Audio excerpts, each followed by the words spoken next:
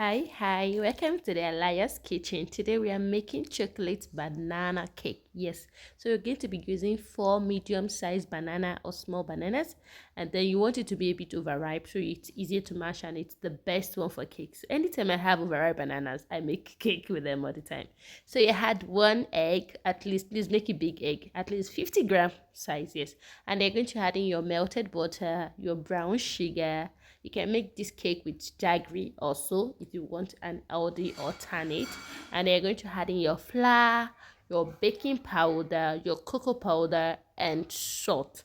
Yes, I'll add the ingredient list in the caption or in the description box. Yes.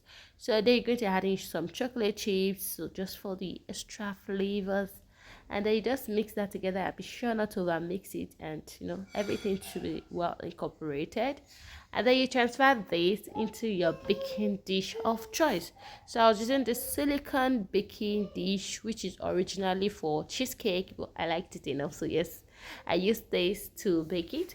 And you're going to bake this for 30 to 35 minutes until it comes out clean, and then we just bake that, and it is perfectly baked this time around. So I'm using a cream cheese frosting on it because I wanted cheese flavor kind of, and it tasted so nice. I added a little bit of butterscotch to just make a marble effect on the cheesecake, and it was nice.